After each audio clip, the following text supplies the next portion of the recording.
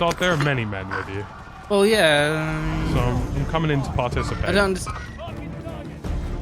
Bit of AFK. Take that. Take a cheeky AFK kill. Oh, one over here. Going for his loading. He's rotating. He's done his loadout.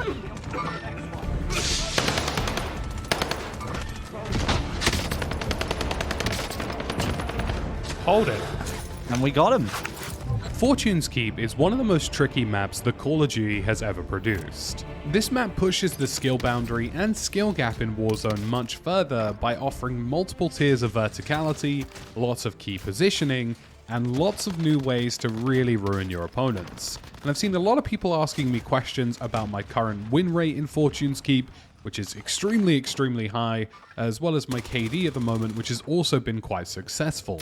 The answer is a couple of things, and as you can see from the stats on screen, playing early in the morning does mean I do get some softer lobbies. But with Fortune's Keep, it's a lot more about your movement than anything you've ever seen before. So I'm going to give you guys the full pro guide to tackling Fortune's Keep and making sure that you maximize your wins.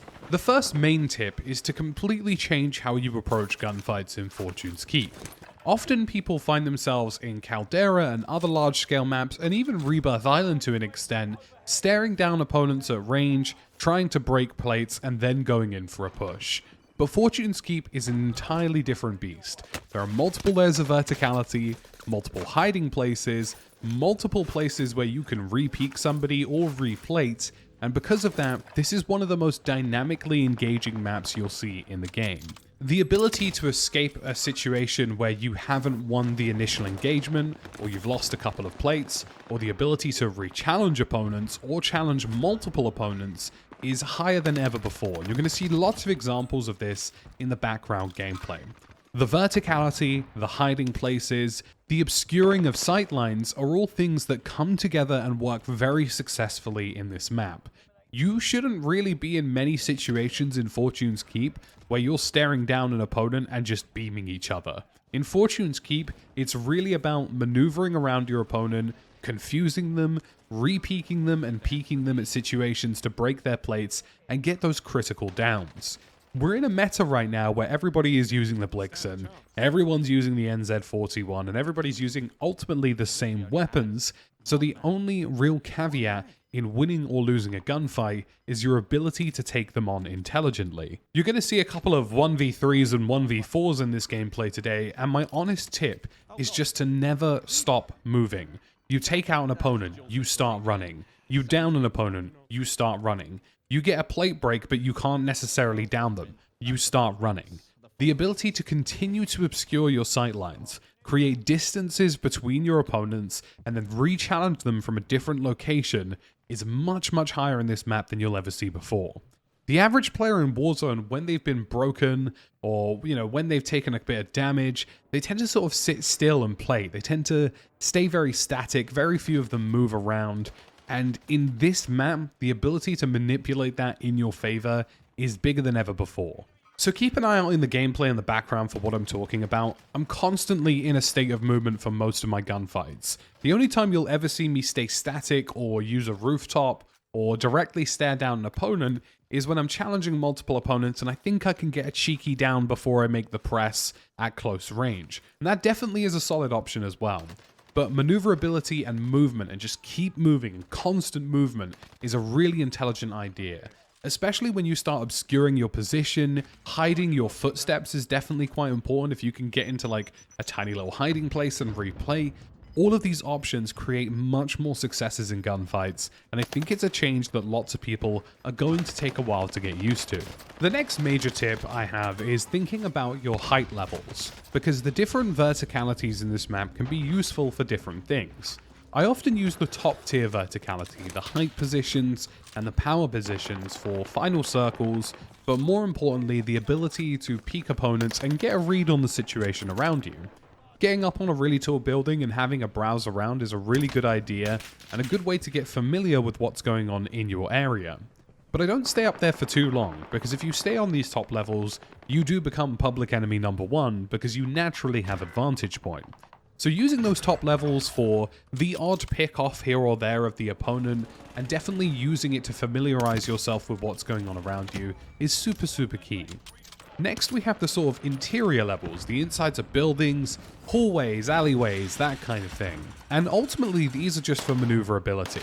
You can definitely take opponents out in these hallways and in these interior areas, but footsteps inside buildings tend to be really amplified, and if you're in the same building as somebody else, the audio alone should give them a fairly good indication of where you are.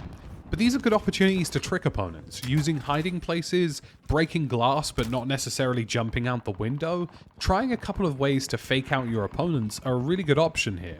And you can use some of these buildings and interiors to escape from gunfights or re-peek opponents in very intelligent ways. And finally, we have the subterranean levels. And I think the subterranean levels, like the ground floor of town, for example, which is literally just streets and alleyways, or the actual subterranean caves of this map, are really good options for escaping tough situations, getting out of gunfights, and maneuvering to an entirely different location without being impeded on. These locations will leave you the most vulnerable, like there's no question about it. Being on the ground floor of town or being in a cave or on the beach is definitely the lowest possible vantage point, but they also offer the least amount of action and tension, because people naturally don't expect people to be there because they know it's not a great position. So using them to maneuver around and get from A to B is a really good option. And you'll often see me use the ground floor of the town to challenge an opponent, then use the ground floor to move somewhere else, then get a bit of height, see what's going on, see where they are, and then re-engage. And there's lots of really great examples of this in the gameplay hopefully today as well. And you'll see situations where if I'm using the top level of verticality, the rooftops, the towers, the bastions, whatever it so happens to be, it's always about getting those easy picks on opponents or just getting a read for the situation. Once I start taking a couple of shots and people start focusing on me, it's definitely something you're going to want to maneuver away from quickly. The final tip for me, and this is obviously to do with the meta and less to do with the map, is simply that you need a high capacity submachine gun. There are no two ways around it. Having a high capacity SMG in this map with the ability to challenge multiple opponents and the ability to move super quickly is pretty much critical. It doesn't matter whether you're running a sniper, an assault rifle, an NMG, or a shotgun, you always need a quick SMG as your secondary. I've been using the H4 Blixen. I've been primarily using the movement option. Even without the busted taped grip, it's still pretty fast, and it allows me to use a number of long-range options at long range, but when I need to maneuver around the map quickly, get away from situations, and challenge opponents with decent hipfire and decent maneuverability, it's always there for me. Now, of course, metas will change. The Blixen will disappear at some point, another SMG will appear, and something else will take over. But fundamentally, having at least a 40, 50, 60 round magazine in an SMG, and having the ability to challenge opponents whilst moving quickly, is super fundamental to this map.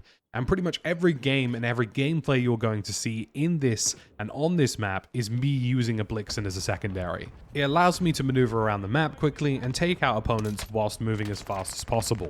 And my final tip is simply just to play aggressively. Now, don't play stupid aggressively, don't challenge 4 people up front out in the open and think you're going to win, but challenge people aggressively and move aggressively. This map caters towards people who move quickly, use the verticality, confuse their opponents.